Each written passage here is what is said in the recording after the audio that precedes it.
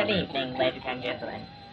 Before you are tantalized in your pleasure centers for tonight's broadcast of the Bald and Bonkers Show, we must inform you that sadly, due to the powers that be that constantly spy on you 24/7, 7 days a week, your time, we are unable to provide the usual plethora of music and visual stimuli to ease your short attention spans. My name is Hellhog from the planet,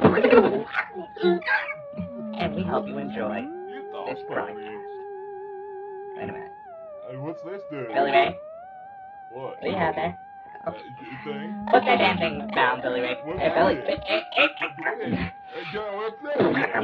I thought we were going to stop bringing dumbass rednecks up here. Crap, this thing's still on. Like that. Enjoy the show!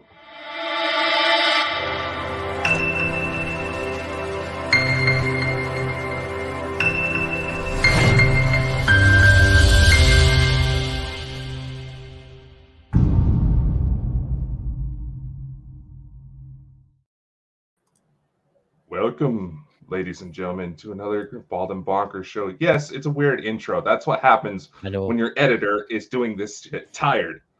And finally, we have Cristina Gomez back. I liked it. I liked the intro. It was good one time. I thought it's done really well, you know. How's things with you, Cristina? It's good to have you back on the show. It really is.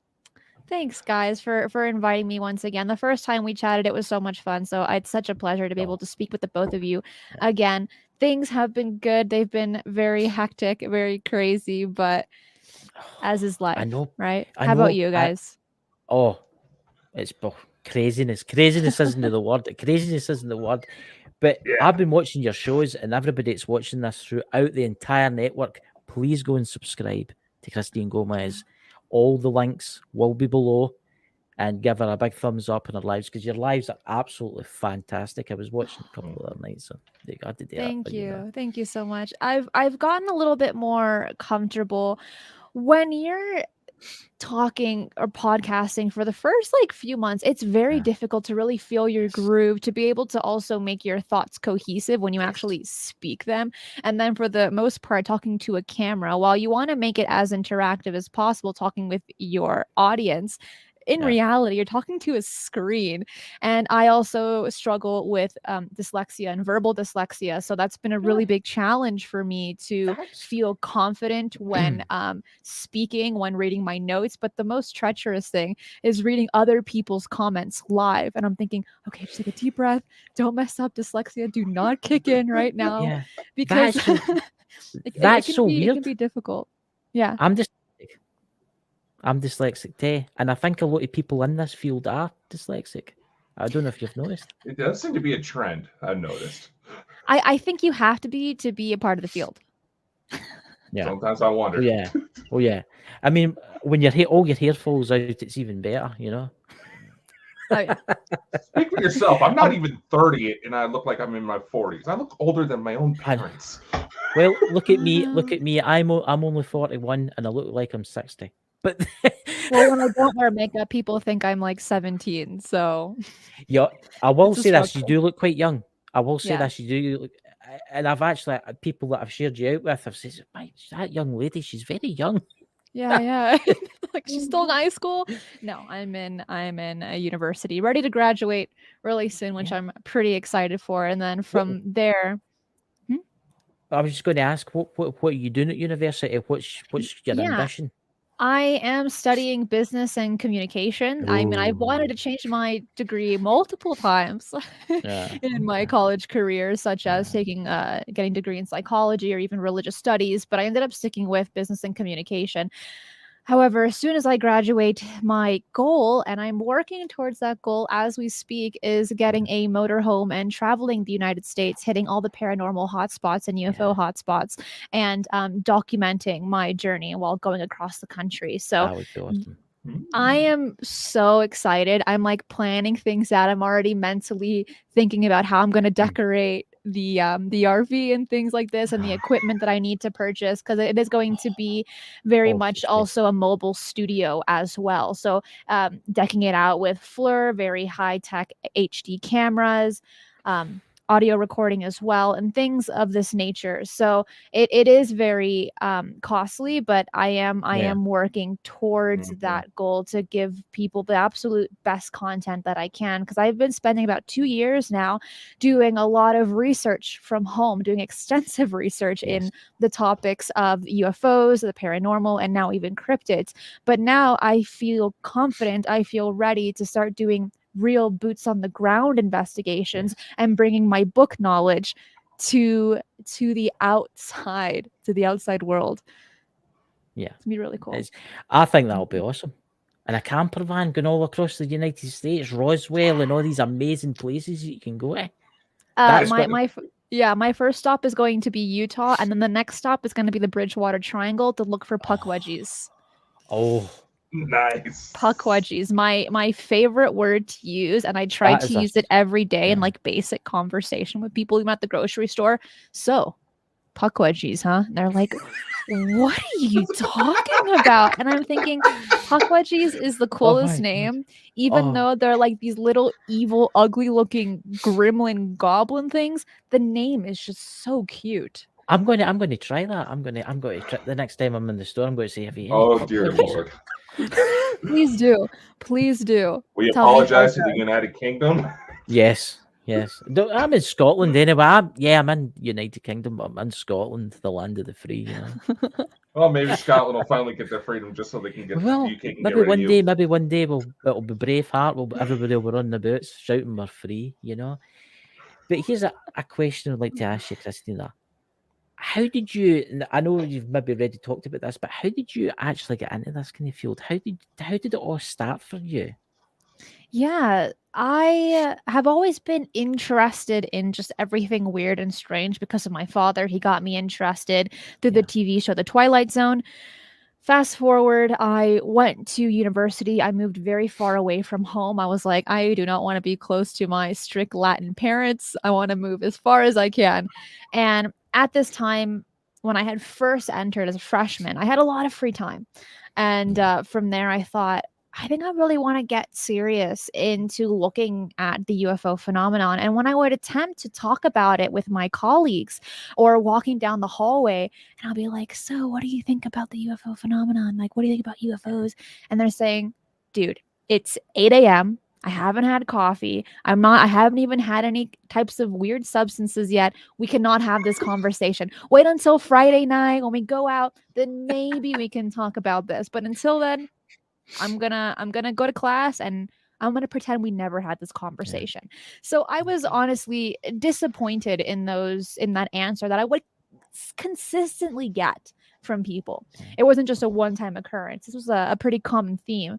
And so then I got onto the internet and I said, where can I find like somewhat like-minded people and how can I get started? Because I was a newbie. I'm still a newbie just several years later.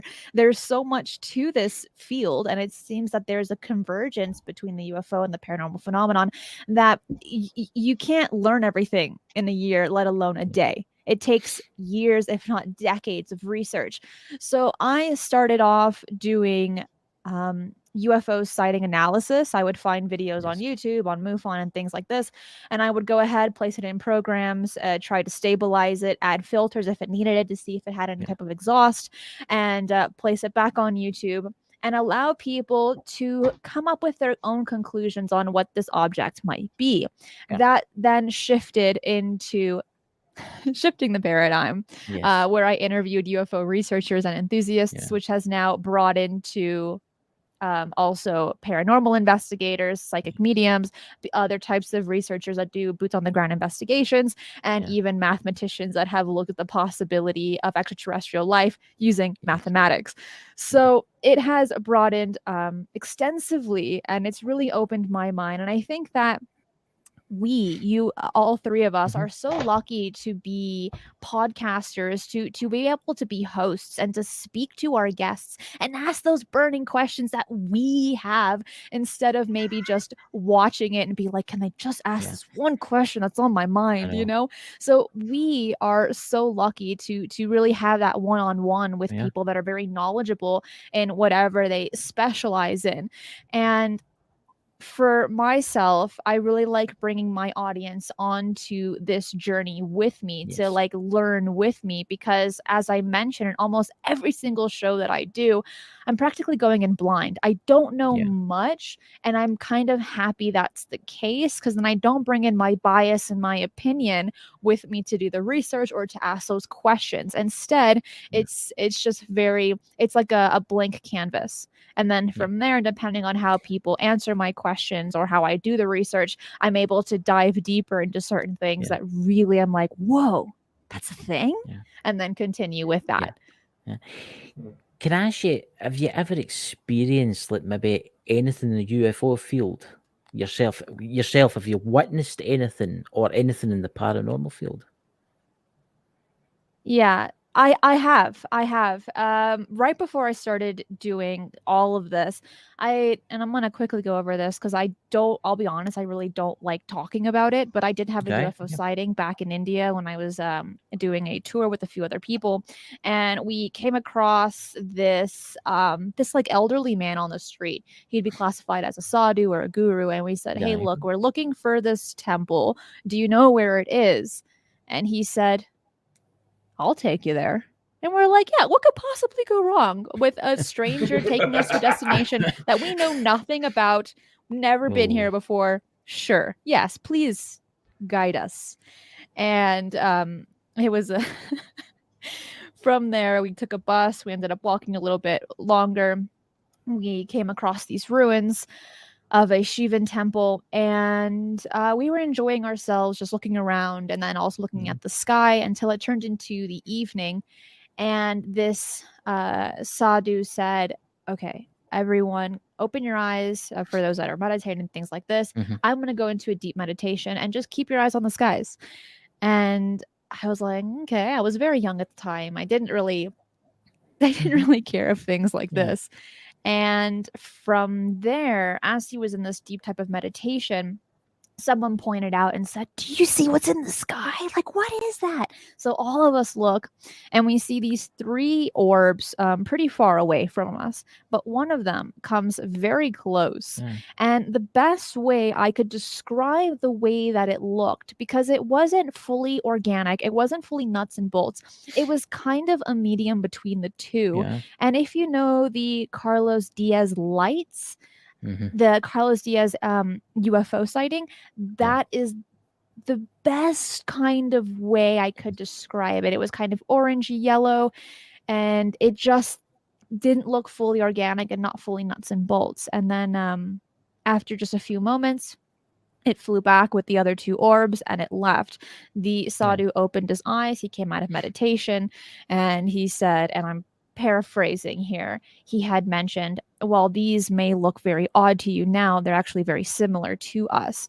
And then from there he said, "But do not attach to this sighting or things like this. It's all, everything is as it should be.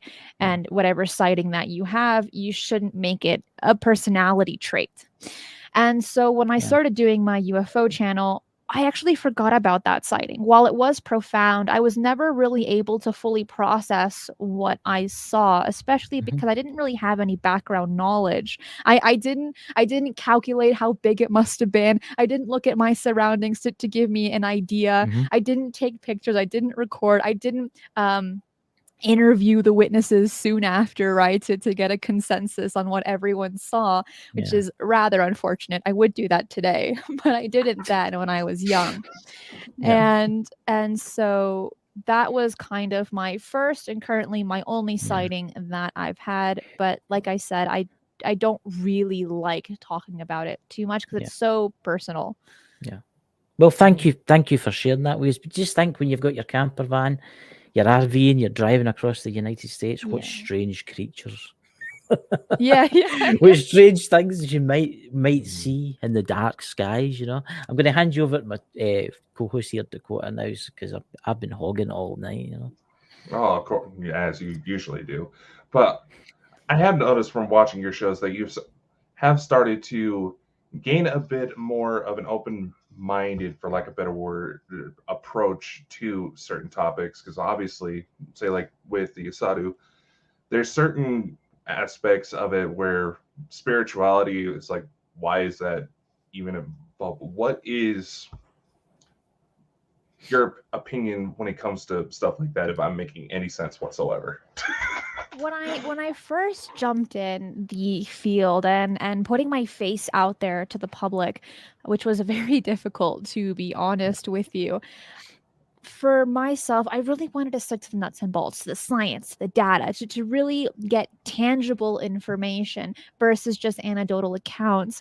But as the years have progressed, it's become more and more difficult to not look at the spiritual aspects, to not look at the anecdotal accounts. You have to consider all of that information because you are weaving a tapestry. You need the science, you need the history, you need the spiritual aspect, you even need the paranormal aspect as well to create this tapestry to help us better understand what exactly is going on.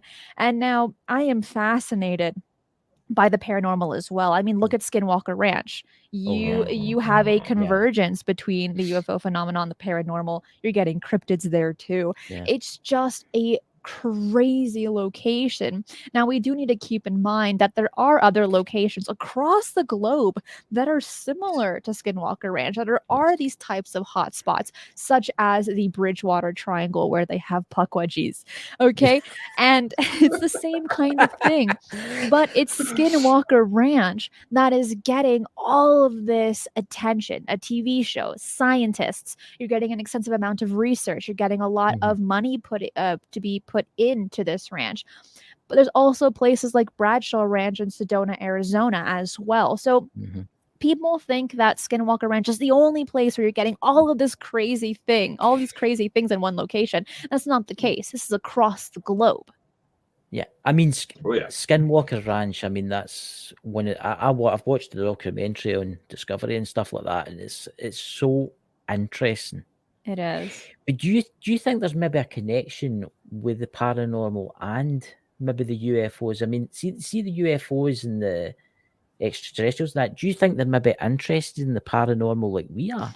Do you think it's got an attachment to that? This is a great question, and it's one that I ask practically every single one of my guests. I ask every single one because I want to understand this when it comes to the UFO and paranormal convergence, this type of phenomenon. So I've interviewed Brandon Fugel, the owner of Skinwalker Ranch. I've interviewed John Dover, who is a retired Navajo ranger that lives in Arizona. I've interviewed Thomas Winterton, the superintendent of Skinwalker Ranch. And I've asked them this specific question: is there a convergence, in your opinion, between UFOs and the paranormal phenomenon? And many of them, if not almost all of them, say yes, there is some type of thing going on. Or, and here's where my opinion comes in, which I'm always very hesitant to share, but I am going to share it for this topic. And what if they're the exact same thing with different labels, and that's what's confusing us? Okay, for example, we in the Bridgewater Triangle, they call goblins puckwudgies. In a different part of the world, they'll call them gnomes. And somewhere else, they might call them fairies. But they're all the exact, if not similar, creatures. But these names make it very confusing, and we just simply assume that they're totally different creatures, when that might not be the case. And that's just one example, because I love puckwudgies, even though I don't know if they're real, but the name is my favorite thing on the planet. But this is just one example that I think that we need to consider when we are doing this research. What if we just take off the labels? How similar are these things? I just recently did an interview with someone, and we were talking about alien abductions with the paranormal. There are some people that have had experiences where they'll enter a location, their mind goes blank, and then they wake up and they're somewhere totally different. Yeah. And that was a paranormal experience, a paranormal encounter someone had, but it sounds very much like an alien abduction. Is it the exact same thing? What does alien really mean? What does ghost really mean? We all have different interpretations of what we think these entities are. But what if they're the exact same, or what if they're completely different? We don't know the answer to that. All we can do is assume and continue doing research, and continue speaking to as many people as we can. It's like when they say, right, shadow people. You've heard the stories about shadow people. Yeah. I've got a theory that shadow people aren't spirits. A lot of people think they are spirits, right? But I think they're a different. I think they're an interdimensional type of entity, and obviously there is a lot of UFO theories out there that some UFOs, some extraterrestrials are interdimensional. Exactly. Yeah. No, I can agree with that mentality, with that mindset. We have to be open-minded. And a lot of what gets discussed in the paranormal field is different dimensions. So what if advanced civilizations already figured out how to beat the limit of the speed of light, and that is to jump into hyperspace, another dimension, to make a short trip of a massive distance, and then they jump back into our dimension, and then they are at the location? That would make them interdimensional entities, right? Yes. So we have heard about shadow people, demons, ghosts, even Bigfoot have access or originate from these dimensions, right? So is that what's happening at Skinwalker Ranch as well? Yeah. Skinwalker Ranch is... I've actually got a few questions about that, but I'll let my friend here go because I think he's got a question first. No, I do want to say we had an interview with Dr. Jeff Meldrum from Idaho State University, popularly known as the Bigfoot Professor. When it comes to Bigfoot, I've had my own share of experiences. He brought up a very valid point. How much of it, and a lot of it could probably be paranormal, UFOs, so probably be applied to the same. How much of what we're thinking is something interdimensional, just humans not paying attention? Because you brought up a study where a group of hunters, they were setting a 10 square mile radius, saying, okay, go look for deer. Everybody had GPS trackers. They had a good sized herd of deer with trackers on them. All the hunters said, oh, we couldn't find any. It's like, oh, well, there's about 20 or 30 right there, according to the GPS. So honestly, just to kind of keep somewhat of an analysis to it, because when you start, in my experience, when you start going into the spiritual side, that unfortunately opens up a lot of doors that don't exactly have the best mentalities to them. What do you think? How much of what is going on, being that it does seem to be such a spike going on nowadays in this type of activity, it's just clearly we don't understand much about what's actually in the world? That's a really hard question to answer. So there could be, I mean, a conventional explanation, but there are cases, pretty extreme cases, where it would seem that the other dimensional hypothesis seems to fit. So I mean, what I'm saying is that I feel comfortable being open-minded on all of these aspects. That's the best way I can answer your question. So I mean, like I said, I started out looking at like the hard nuts and bolts evidence, but it has, I mean, over time I have broadened my perspectives, but I'm still not putting my foot down. It is that, because I think that we do need to remain open-minded to attempt and do the best research that we can. So I'm on the fence, really. Christine, what's your thoughts about Skinwalker Ranch? What do you think's actually going on there? What do I think is going on at Skinwalker Ranch? Yeah. It seems that, from my limited understanding, and something that truly fascinates me, are portals and wormholes. Yeah. So there have been a decent amount of stories of people during all the previous eras, such as the Bigelow era, the Sherman era, and even now with the Fugel era, where there have been alleged accounts of portal type of encounters. And even in the latest season of Skinwalker Ranch, which I know in the UK they just now got the latest season. So I don't want to spoil it too much. So I don't know what episode has been released. But what I will say is that there was one episode where they believe, and this is just merely speculation where they could have possibly captured a wormhole in the sky. That was obviously my favorite episode of all time on the episode of Skinwalker Ranch.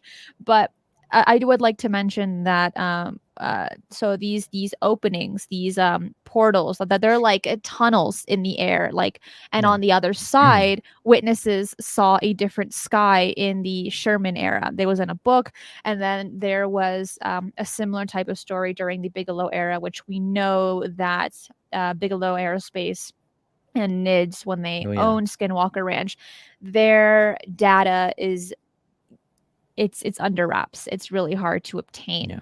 But that, looking at portals, that happened with scientists observing during the Bigelow era, to be specific. But as to what I think is going on, it is difficult to say. I would love to go and do my own research and my own investigations to get a better understanding. But the fact that you're getting all of this strangeness happening in one place, it makes me question what's inviting all of those things. Is something underground? Is it something to do with a type of like some type of they're just being attracted in some way? What's attracting them? Is it a portal? We don't know. So I feel like we are children observing side effects of phenomenon that is way ahead of us. So when are you going? So when are you going to Skinwalker Ranch? When I get the green light. Come on, let's go. We can use Dakota as bait. Something will come out and get them, you know. No. I always got to be the bait. What I found quite interesting was the cattle mutilations too in Skinwalker Ranch. I mean, what would this is the thing, right? Extraterrestrials that come from far, far away to come to this planet, right? And then they want to like mutilate cattle. That's I just don't know why they would want to do that. But then it makes me think maybe they're not coming from a faraway planet. Maybe they're interdimensional, and from their dimension, it's totally different. It's something that we need to consider, and I wonder if whatever's going on there, if it sees humans as pests or as a nuisance. We're like, oh, they're watching me do cattle mutilations. This is so bad for us, or something like this. But it's these types of questions, Chris, that we need to ask. Why are they doing this? What's the purpose behind it? And even if we were to be given an answer, would we understand it? Or are they just a type of a trickster intelligence? Or is this all because of the hitchhiker effect? We don't know, at least not yet. So, and it makes me question also, how many intelligences are involved? Is it just one? Is it multiple? Right. Well, we don't know that, but it's these questions that we have to ask to do a sufficient amount of research on. I was watching something the other night, and actually this kind of ties into the Skinwalker Ranch. Different dimensions. Talk about hauntings, right? So there'll be an old house, and people will be doing an investigation, and they'll see things moving, right? But if you to go back in time to when that house was like occupied, the people that were just walking about would see some strange things. What happens if at Skinwalker Ranch, right, the things that you're seeing, there's maybe like a shift in time. Like residual hauntings. Yes, you're seeing something that happened maybe 1,000 years ago. Maybe when it's a slip in time, the people back then are like, what are these strange creatures doing? What are these strange humans doing? What are they doing with all that strange things? That's technology to us. I would love to go there. And I think you definitely need to go there, Christina. It needs to be your first place you go.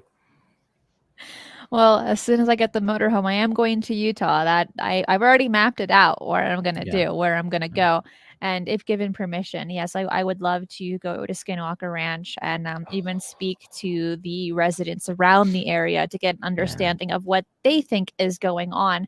But the point that you brought up about residual hauntings potentially happening at Skinwalker Ranch, I haven't considered that due to the fact that the stories that have been made public, a lot of these entities actually interact with the people on that ranch, right? Usually with residual hauntings, that's not, to my understanding, the case where they're acting out the event that happened for them, but they don't they're not touching and being like, "Hey, sir, Chris, how's it going? Oh, you wanna talk to me? Oh, that's totally fine. But let me just finish acting this out, and then we can have a chat." You know? Yeah, I think. I mean, do you think they've maybe found the proof now, but they're not allowed to show it? Do you think? I think that is possible, especially during the Bigelow era. There's a lot of people that had their fingers in that pie that have not come out publicly. Just recently, there have been 1 or 2 that have come out and actually showed their face on the Secret of Skinwalker Ranch, the latest season, where beforehand it was still kind of touchy. They didn't really talk about it. So I think that when this conversation gets more mainstream, or people are becoming more understanding of it, then maybe we'll start getting more people that were involved in the previous eras coming to the public and talking about their experiences, because now they will not be ridiculed as someone that's crazy or a liar or a charlatan, because extensive research has been done and it's really hitting hard for the in the public eye. I think now even the governments of the world are taking it more seriously. I mean, it used to be in TV and that they would take the total pass, make fun of somebody that's seen a UFO, and now they're actually taking it really seriously. Who are these who are these in control of these vehicles? That jets, top of the technology jets, millions of dollars can't even catch. Who are they? And it's worrying in a side, yes, our technology. I know the extraterrestrials and stuff like that. Our technology is nothing in them. Nothing. We're just they're children. Millions of years. Yes. We're kids, and they're the grown-ups, and they're the ones that's in charge of the world. Dakota, would you like to go? Well, kind of going on in the spectrum of alternate dimensions and residual hauntings. What are your thoughts on some of these beings potentially being time travelers recording historical events?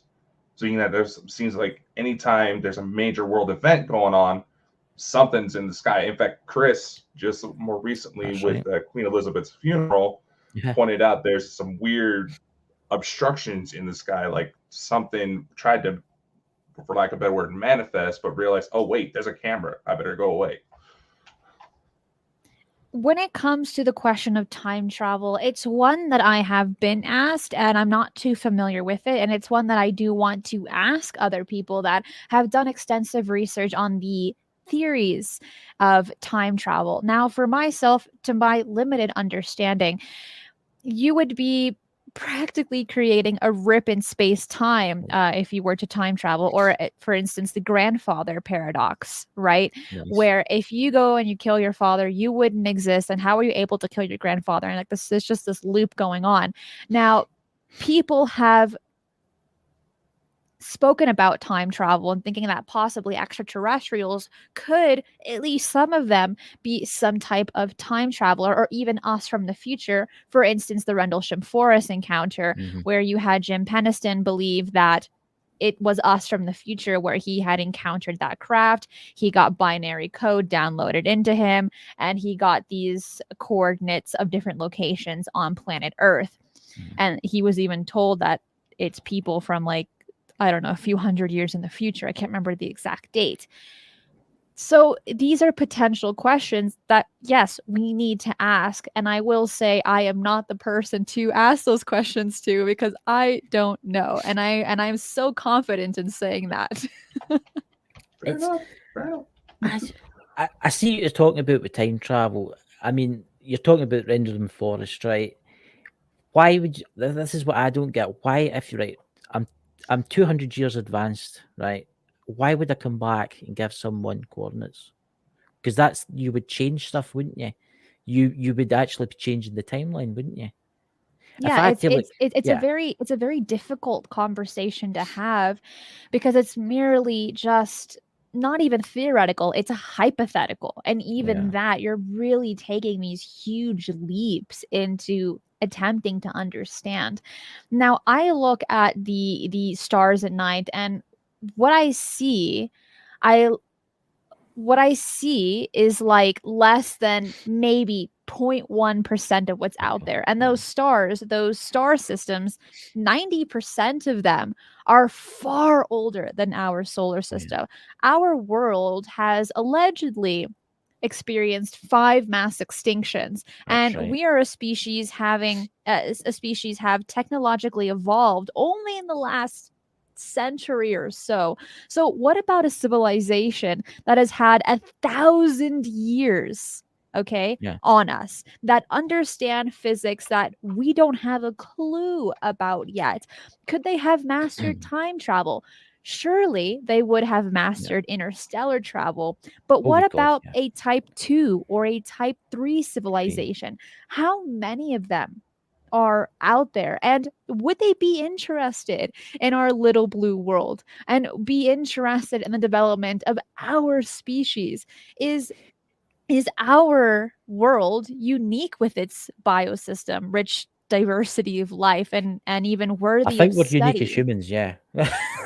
I mean, in our mindset, we are very egocentric. So like, we're going to think that we are the bomb.com. But for these other species that are, and these others, other civilizations that could possibly be so higher advanced than us, would they think the same? So look, I think we are, like, just like you, Chris. I think we are the coolest. I think we will absolutely be curious once we get out there. We would want to quietly observe other civilizations, especially as they go through that tough evolutionary stages.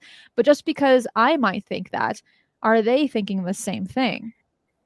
See, what worries me is this, right? If I'm right, say I'm 10,000 years advanced extraterrestrial, right, and I come to this world, I would look at the humans and I would think to myself, eventually they are going to start moving off this world. And look, us humans, we like blowing stuff up. We like killing, right? We like conquering and killing. We're violent, very violent. You just see what's happened throughout history, World War II, and what's happening right now. Can you imagine that when we start, maybe no for another 100 years yet, when we start getting out there, maybe the extraterrestrials out there sitting back thinking, "Oh my God, they're going to be here soon." Maybe in their lifetime, maybe 1,000 years, but that's no much considering how old the universe is. I guess I would say that we are the human versions of the Klingons, right? We're very xenophobic as a species. So how we would react if we, because we are a spacefaring species. We will go out into space. We will explore. And yes, human race will conquer as we have done for centuries on our planet. But how we would actually react with another civilization, it really just depends on when we actually get there and we experience that. But from my limited understanding, I see us as the Klingons. I do. I agree with you there. We are the Klingons. I mean, I play as a Elite Dangerous, and I play it on the Xbox, and it's just exactly the same, because it's like you're going into these different galaxies and you're taking over these worlds and you're mining them, and that's what's going to happen. That is what's going to happen. We're going to look for resources. We need resources, and eventually we'll come to this planet that's rich in resources, but there'll be someone on it, and something will happen. It will happen eventually. Dakota, would you? Well, I would like to mention that I think that we will evolve past that sense of xenophobia and the sense of conquering. I also think of like the Vulcans in Star Trek. They're the opposite of the Romulans, but they both come from the same source. So will we evolve species wide? I think we will, but it'll take time. I think it'll take time. I think it'll take another war. I think it'll take a big war, kill quite a few people off, and then I think it'll maybe calm down, and maybe humans will maybe try and stop fighting with each other, and like Star Trek, it'll be like that. They'll have to do something like that because we can't keep fighting with each other, because we're going to wipe ourselves out. Because as you say, how many civilizations that's made it to this point in Earth where we are right now, they've wiped ourselves out and then started again. Luckily, with each generation, each new generation, we get the chance to evolve. To old biases, they pass away. Old arguments get forgotten. So I think that in some regards, our future does seem really bright. And as the saying goes, our children are our future. Yes. And that saying will never change for the centuries, for the millennia to come. Yeah, I honestly think it'll be a couple of 100 years before we've maybe calmed down enough, before we've maybe stopped killing the Earth, because we are killing the Earth. Let's face it, we're killing the Earth with what we're doing. What's your thoughts on this, Dakota? I just hope we don't evolve into something like out of the film Idiocracy, the rate some things are going right now. I wish that movie was more popular. It's so funny. It's a good one, but also like low-key accurate. Right? I don't know what it is. It seems like a lot of younger groups, especially since the pandemic, are essentially getting screwed over by society that, in a way, it seems like it doesn't care, but also doesn't know what to do. Therefore, it puts on the frame of it doesn't care. And it's just, honestly, I believe it sets up a dangerous precedent. And who knows, maybe the ET program is like some sort of extraterrestrial Peace Corps and like saying, we better help these people out before they kill themselves. Yeah. And I can understand that mindset. I think that if we had a positive and benign contact with another more advanced species, it would be very humbling, right? I mean, it would literally be putting us in our place by sheer force of perspective. Yeah, I think if aliens, extraterrestrials, if they come down, I think it would shock a few. I mean, what it would do to religion for a start, Cristina, that religion would kind of fall out the window slightly. Yes, you still believe in a creator and stuff like that, in the universe and stuff. I think they slowly want us to kind of open up to them before they come. That's what I really do think. Kind of like in the movie Childhood's End. Great movie. Yes, they want us to like slowly become aware and teach our children that yes, there is other life out there, and eventually, when they do decide to come, be 100 years from now or 10 years from now, there'll be enough people on the earth to say hello like that, and we won't start shooting at them. We won't start shooting them because let's face it, we probably would. We would probably start shooting, but it's. And we know for a fact that they've tried it. What was it? 2 American F-15s actually tried to shoot at a UFO. What was it? 2 years ago, and nothing happened. It just flew away. But see, this is the problem. They could so easily cure this Earth. They could so easily, with their technology, they could cure cancers. They could clean up the environment. But I do think there's things playing against us on this plane. Our own world leaders and there's own. It's like greed. It's. Do you understand where I'm going with this? Mm-hmm. Is like people. What does a billionaire fear most? Waking up one morning and he's not a billionaire anymore. Right? You think about it. If you're making large amounts of money making weapons, right? Extraterrestrials come along, the land, and they end all wars. You're not going to make any more money, are you? No. Yeah, and that's money has destroyed this Earth. And let's face it, there's trillionaires out there that could do so much with their money. They could cure poverty overnight, but they don't want to. They would rather buy a super yacht at $100 million. You know, Dakota would like to say anything here. No, I would just say you kind of go with the analogy we've been sticking with for most of this episode. Yeah. Perhaps the reason they don't necessarily step in fully, maybe they help take off the edge so we don't put ourselves into an early extinction like some contactees have claimed, is that if a parent constantly goes to correct and go to the rescue of their child, the child is never going to learn. that it's just how evolution has worked all this time. And it's one of those things that, like Cristina said, one-on-one contact with these types of things can be humbling, and in some cases a little bit disturbing, depending on some of the implications. But that's a reason why I'm being contemplating using some potentially illegal substances, just so I feel like I'm sane.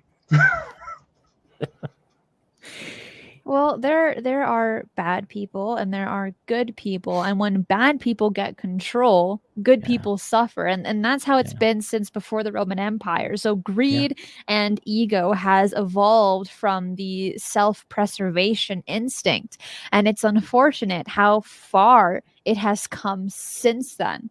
And when we're looking at an alien invasion or alien contact of some kind, is that what people classify as disclosure, as transparency? Every single person has a different understanding of what disclosure means. And there's this whole disclosure movement of getting the government to release more documents about extraterrestrials or their research into them. But for the most part, a lot of people are like, I already think that extraterrestrials are real. I just really want the government to tell me the same thing, that I'm right. And then it makes me question, well then, what does disclosure mean? And I think disclosure is an ongoing thing, and it's coming from the people, not from anybody else. I mean, disclosure. And I ultimately think that, look, I ultimately think that disclosure will come from the people. Yes. Maybe even like one day a mass sighting, right? Yes, it would be inarguable. I don't think the government will ever really release everything, because let's face it, if they have got alien craft that have crashed to Earth, why would you disclose that? Because you can back engineer that and make lovely fancy weapons with it. Think about it. I mean, you think about how we've jumped in our technology since the 1940s. How we've jumped. Yeah, maybe space travel will not really jump that far, but then again, you've got the secret space program. You could get into this kind of stuff, and I think we're not going to really get anything for the government. We might get a wee bit here and there, and I think you're right. It's going to be people it's going to make it for us. It's going to be these people that research, that go out. Eventually, they'll catch something, and it will be a mass sighting, like you say. I think you're right, Cristina. I really do.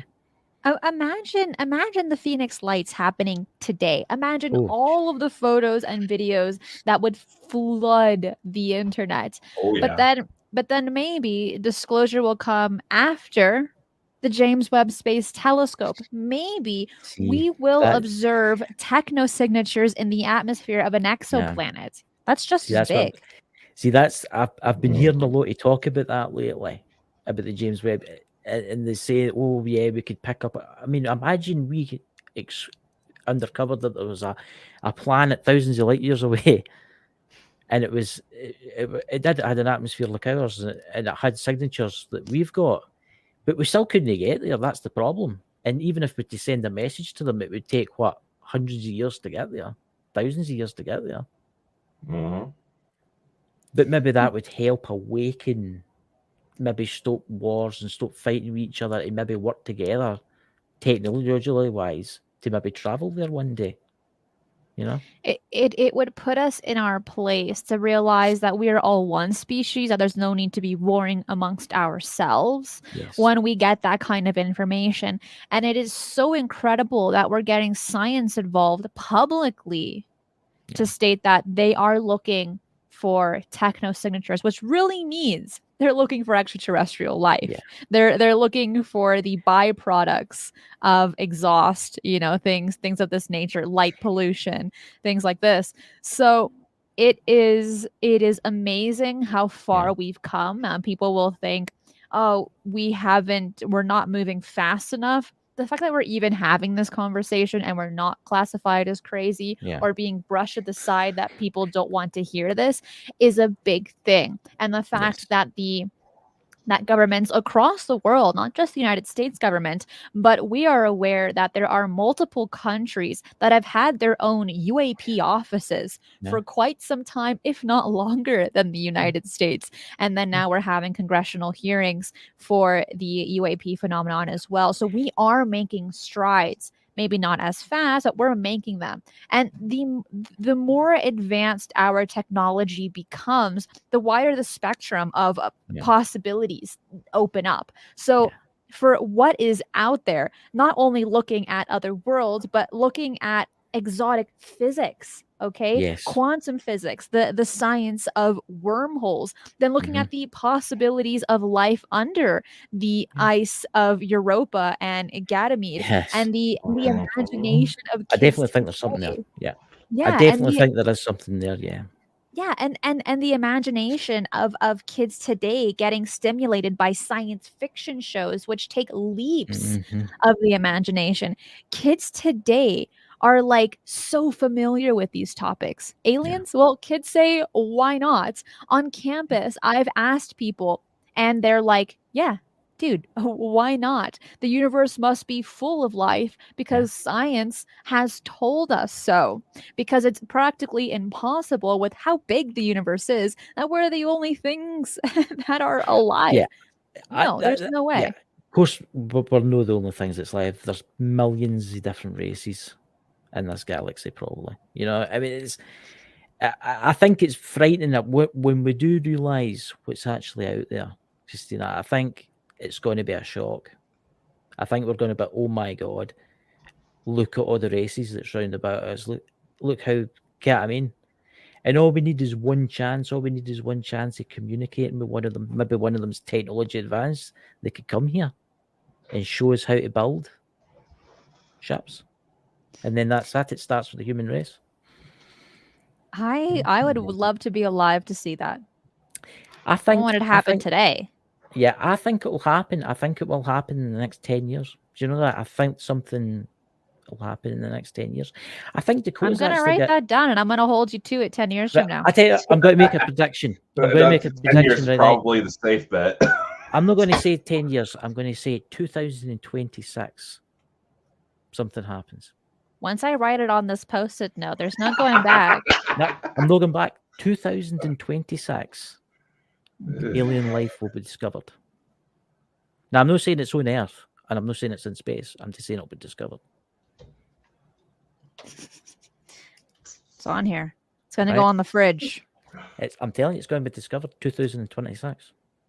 I will say, just be careful, Christina. There's been a couple of things that Chris has ended up predicting awfully accurate, and I'm just like, all right, what do you? I'm telling you, I bet you, it's probably more than likely it's on this planet.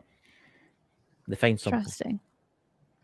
Right. Well, I look forward to that information and to have the data in hand to agree with that, because it's unfortunate that a lot of the stories that we have received have been merely anecdotal. People having witnessed, people having their own sightings, people telling stories, but then not having anything tangible other than their words, which I don't think should be neglected altogether, but I don't think it should be also our only source of information when it comes to the UFO phenomenon specifically. Well, I think something. I'm not 100% sure something will happen in 2026, and I'm not getting into it. I can't tell you how I know. I'm gonna be optimistic. I'm not gonna say anything pessimistic. I'll shock you because it's something. I'm looking at. I'll tell you when the other thing. I'm hoping, because we are getting close to the end of the hour. Chris is trying to help me set something up, but yes, we're going. We do actually have. Well, like I mentioned before, we are trying to get and someone actually in the project is in the chat right now. And so, Casper, just give me a sec. We're going into it. Because Bald and Bonkers, we came to the realization that on the 16th apparently is our first year anniversary since we started doing this show. So we're trying to do up something special for the month of October. First anniversary. You got to. as you know, Christina, we are trying to get a documentary off the ground, and we actually do have a new pitch trailer that ended up a bit longer than I was expecting. That if you're interested, we can play now. I would love to see it. And first off, congratulations on the 1-year anniversary, guys. Yay! That is awesome. It's hard work. What you guys do is hard work. So the fact that you pushed through for a year is deserves an applause. Thank you very much. Yeah, we didn't expect it to go this far. I know. Without further ado, shall we play that trailer? Let's see it. This is gonna be good. Viewer discretion is advised.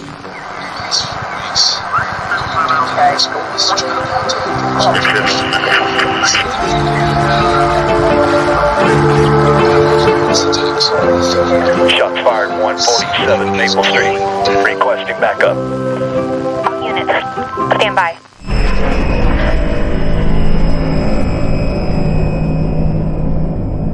In the early year of 2001, a young boy named Dakota Franson disappeared from his home in Jerome, Idaho, only to be discovered 30 miles away the following morning at the home of the boy's grandparents.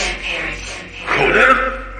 Did your mom drop you off? When asked about how he got there, the boy simply replied that he thought his friends from the sky dropped him off, but he didn't know how he actually got into the house, suggesting he somehow walked through the wall as if by teleporting. The grandparents naturally assumed that the boy must have been talking about a dream, only for suspicions to grow as they realized that no doors or windows were unlocked. Dakota's gone! He's here at the house. He says someone brought him here. Fears grew when the boy's mother called the grandparents hysterical, thinking that her only child was kidnapped by an abusive father. Despite the constant questioning, the boy stuck with a story about his friends from the sky and suddenly took up an interest in outer space, saying he was going to find a way back up there. My wife in heaven visits me a lot. She even takes me to outer space sometimes. You're right. You are such a beautiful. Shut up, you freak. You're just like your father. Why don't you just quit, Dakota? We all know you hate it. You suck anyway. You're not a man if you haven't played football. You're just a big girl. As the child grew, strange events only became more prevalent, some incidents escalating to near fatal encounters. I hate the bother. My family hates me. No one even cares. His lack of understanding the fundamentals of what was happening to him would make him question his every moment.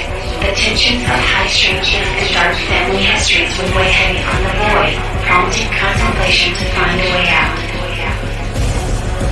What is this happening?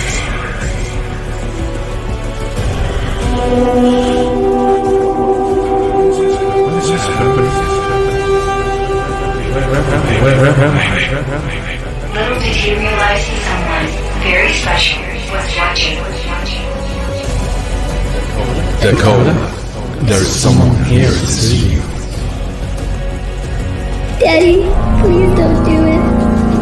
Time went on, and as the boy became a teenager, he discovered his unnatural talents towards the paranormal and started to hone his abilities, eventually donning the mantle of specialist of the strange. I can't ever stop thinking about that little girl.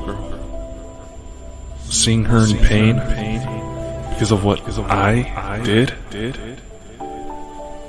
just... Was that my daughter?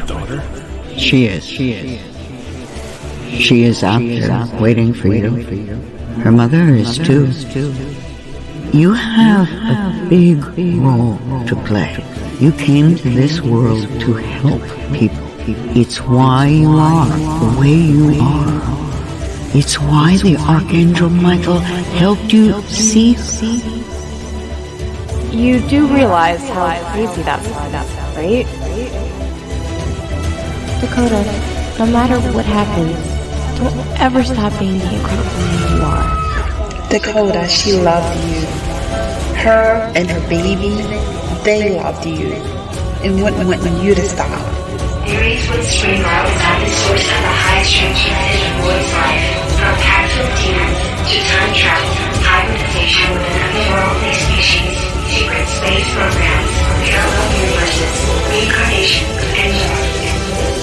She looks Dakota, I think I just saw Olivia.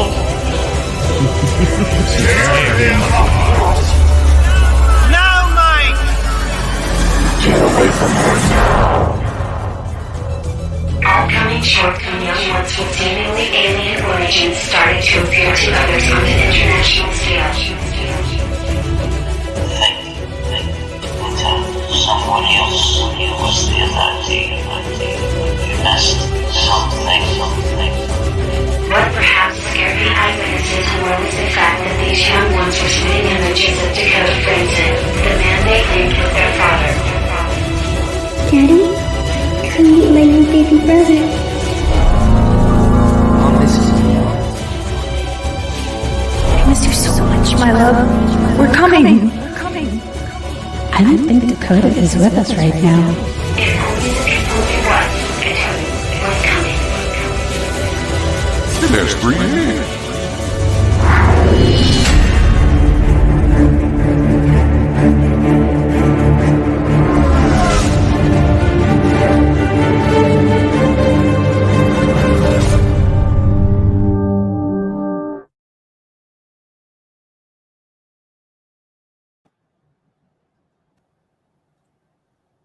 There you go. What do you think? It was very fun. You got a lot of really cool concepts going on in this trailer. So I look forward to seeing how it pans out. How long did it take you to make that? I mean, like a lot of work was done. Altogether, it took me about 24 hours. Oh, that's not bad at all. That's not bad at all. Makes you wonder how long the documentary will take. Probably 6 months or something. Yeah, trust me, I'm wondering to see how that story ends, because one thing we're having issues, and it's happened here on the show a few times, that the story is still evolving. Oh yeah. Apparently, I got a response from space, and it said, "Hi, Daddy, we miss you." Yeah, there's a lot happening, and it's not just Dakota. There's me, Tay, and then there's others in the chat. There's actually a few in the chat there that's happened to too. It's happened to a lot of people. PWI Spiritual Investigators. It's happened to Moonblade. It's in the chat, and it's happened to a lot of people. And it's all the same kind of stuff. It's weird. You couldn't make this stuff up. It's very interesting, and that's how I can know about the 2026. But I'll tell you after the show. Yeah. I look forward to seeing it when it's finished. Yeah. It'll definitely be interesting because, well, like you said, I've tried to stick with the scientific side of it, especially with what's been happening. I went to tell a friend of mine that he knows about the situation. I was like, we're starting to look towards aliens. He's like, I don't know that's how that's possible, dude. It's like, dude, I have photos and videos of craft flying above my house. And he just looks at me like, what? Yeah, it's very interesting, and I think the documentary is going to explore things into more detail, and I think it's going to open the door for things. I think there's people in the chat that's watching this right now that's got stuff today with it. I know that's I can't talk about, but there's people watching this right now. It's very interesting. Like it said, the ones claiming to be my kids, they visited other people. I was able to get enough information on them to use AI to recreate their pictures, which I put in the trailer. And nearly everyone I showed it to, just to get validation, if had some of them not been wearing glasses, their eyes would have popped out of their sockets. Yeah. From shock. There's people that never even seen these photos, and they showed them and they're like, my God, that's who came to me that night. That's we've seen people that have been contacted from extraterrestrials, people that never met before. And it's seen these photos, and it's how everything's connected. And nearly, I would say 90% of the people in that chat are all connected to this. And it's taken us, I must admit, it has taken us down the rabbit hole. And I wouldn't be surprised if you started experiencing something, Cristina, because it's very weird, you know. So I would like to say to everybody for tonight, thank you everybody for coming. We're going to be recording a David Icke interview tomorrow, which will be aired. When will it be aired? The David Icke interview. Put that out on the 15th. Give it time to, so that way we can just focus on the questions, and we'll just add intros and that later. Yeah. So look forward to that, guys. And please, guys, could you go to Cristina Gomez's, all the links below, go to TikTok, go to YouTube, go to absolutely everywhere. Cristina, where can everybody find you? Might as well give you a plug, you know. Oh, first, thank you so much for inviting me. It's always a blast to speak with the both of you. And my Beacons link is right here in the live chat. Thank you so much for sharing that. There you can find literally all of my social media links, but I'm most active where I place all of my updates and news on Twitter at eyes_on_the_skies, or you can check out my website at strangeparadigms.com, where you can catch all of my social media and all of my videos and podcasts in video and podcast format, and guest appearances too. So this will be on my website. Yeah. So do you have any shows planned this week? Do you have any shows this week, Cristina? I do. So for Thursday, Mysteries with a History, I'm having psychic medium John Russell co-host with me, and it'll be the mysteries of the paranormal. And then it's going to be at 2:30 p.m. PST, Pacific Standard Time. And then on Friday, every single Friday, I do the show Strange Paradigms, where I look at all of the strange news and mysterious headlines from around the world. And then tomorrow is Shifting the Paradigm, which airs on KUNX Talk Radio, where I'll be interviewing Elliot Van Dussen, who is a retired Canadian police officer and now a paranormal investigator. Oh, that'll be good. I'm looking forward to them. I'm going to be sitting watching them. I don't have to stay up to 3 o'clock in the morning. I'm going to be watching it. It's a really awesome interview. He goes into depth on some really spectacular stories that not only he's encountered, but that he's collected during his police career. That'll be fascinating, because I've always wanted to talk to somebody in the police force that's experienced paranormal stuff. That's got to be absolutely fantastic. Well, Cristina, thank you so much for coming on, and everybody in the chat, we will see you in our next live, and we'll catch you all later. Catch you later, dudes. Bye, guys.